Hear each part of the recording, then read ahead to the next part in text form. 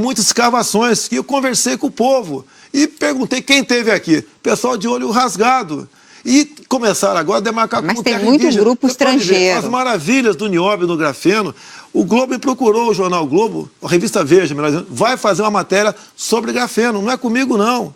Eu conheci o grafeno, fui apresentado. Agora, nós temos coisa, Mira, que ninguém tem no mundo. Quando a gente vai para Israel, por exemplo, poderia citar outros países, a gente vê o que eles não têm nada. Agora, olha o que eles são. Agora você vem para o Brasil, olha o que nós temos tudo. Olha o que nós não somos. Qual o problema nisso? Basicamente está lá onde eu frequento há 28 anos, o nosso Congresso Nacional. Candidato, o economista Paulo Guedes fala aí da questão dos subsídios, de um ponto de vista crítico, que somam hoje no Brasil algo em torno de 350 bilhões de reais.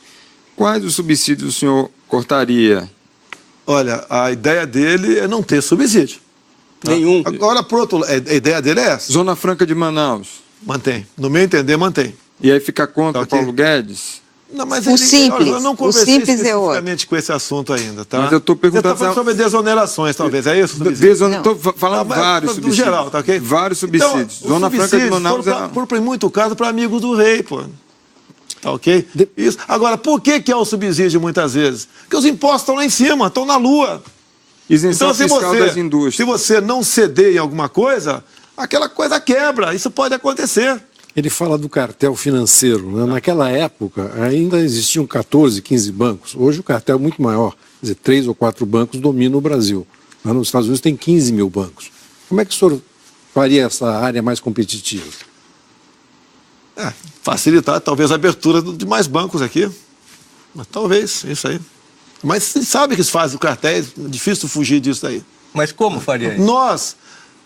poxa, agora com todo respeito, né? Se você fala em abrir mais bancos, poxa... Sim, mas facilitar isso daí. Agora, hoje em dia, a população nossa, até 80% aí inadimplente, o Brasil está praticamente quebrado, meu Deus do céu. Aumentar o crédito, fazer mais banco. Agora, esse aumentar crédito, qual a segurança que o banqueiro tem? Ele tem que ter segurança. E a população está endividada. Hoje em dia, me desculpa, né?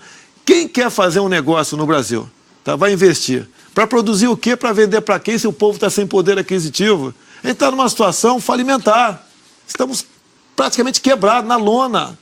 E agora, quase que um milagre tem que ser feito para mudar o Brasil. A questão dos juros, o senhor tem conversado com ele? Ninguém quer, como ele diz, no canetaço resolver. Mas o juros nosso ainda está alto. Em especial para o povo aí. Agora, quem define? São os cartéis de banco. Como dar mais competitividade, candidato? Como dar mais... Mas aí, olha só, você está perguntando para o capitão do Exército como quebrar, tá certo? Um candidato a presidente da República. Não, o capitão do Exército, candidato, faltou, deixa eu molhar o bico, né?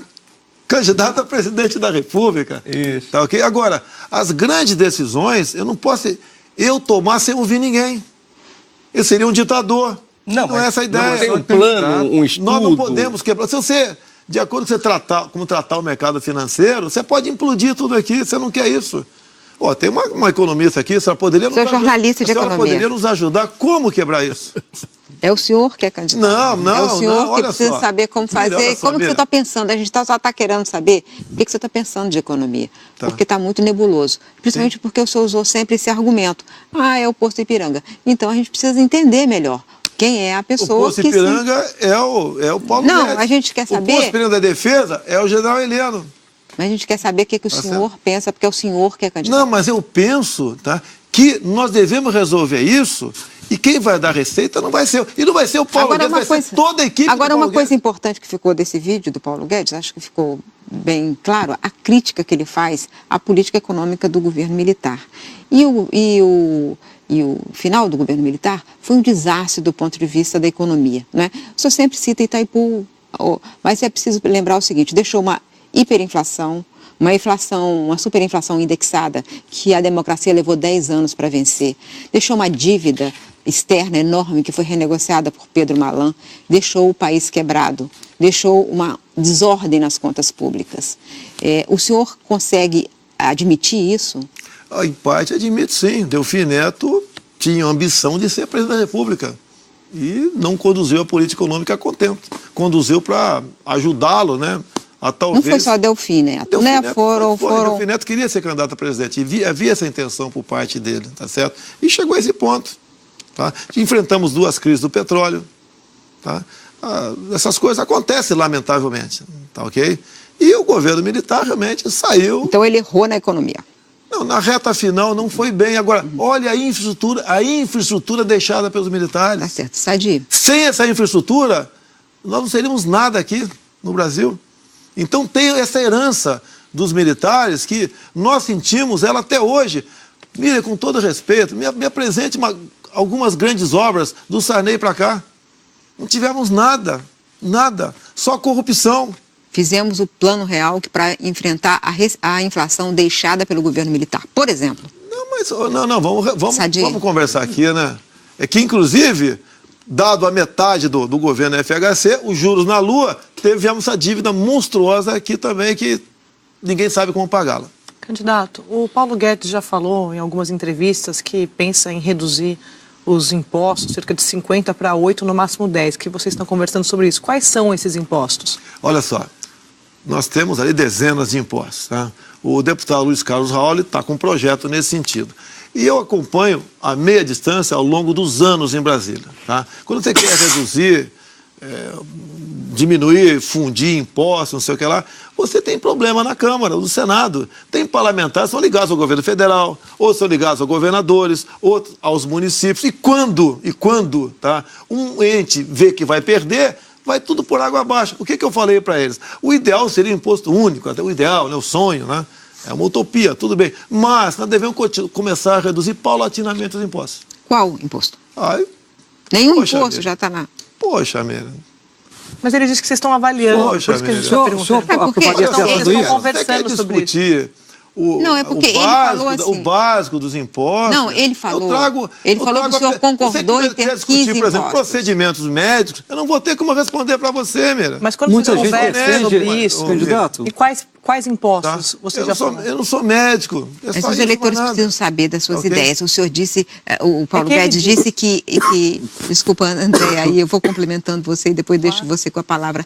É que ele falou assim, olha, eu pensei em 10 impostos, mas ele concordou com 15. E eu fico pensando nos outros. Quais seriam eliminados? Eu não vou particularizar aqui agora, que é uma discussão ainda bastante... Não é superficial, né? Mas não tem nada de concreto ainda.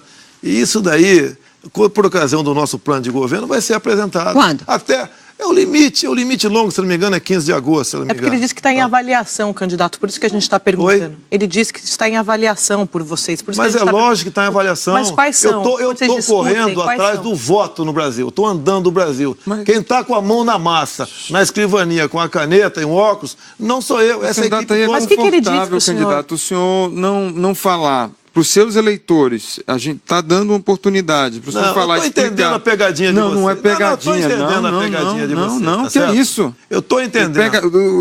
Tem um eleitor lá. Não, de jeito nenhum, candidato. Candidato, vocês querem me rotular aqui uma coisa que eu não sou. Irresponsável e sem bom senso. Vocês querem me rotular. É o senhor que está falando isso. Poxa, você tem 60 impostos lá. Você quer que eu particularize cada imposto? Eu quero que o senhor explique alguma coisa de economia. Não, foi o Paulo Guedes que falou, candidato. É por isso. Eu não vou aceitar esse jogo de vocês. Até porque uma coisa que está em gestação, eu não quero, lá na frente, ter que explicar o que eu falei no Globo News e mudou isso, mudou aquilo. Tá certo? A responsabilidade de cada setor da máquina da União está no grupo de certas pessoas que estão elaborando o projeto. Tá ok? Então, agora, se vocês não confiam, também não confiam no economista como Paulo Guedes, paciência. Tá ok? Candidato, por exemplo, em relação ao reajuste do salário mínimo, os economistas têm uma visão até mais fiscalista, mas o presidente da República tem uma visão mais social, até porque ele recebeu os votos. Eu lhe pergunto, ano que vem vence a lei sobre a fórmula de correção do salário mínimo, que é a inflação do ano passado e o PIB de 2 anos anteriores, que, quando o país está crescendo, ele é bastante favorável. O senhor manteria essa fórmula ou deixaria só a correção da inflação?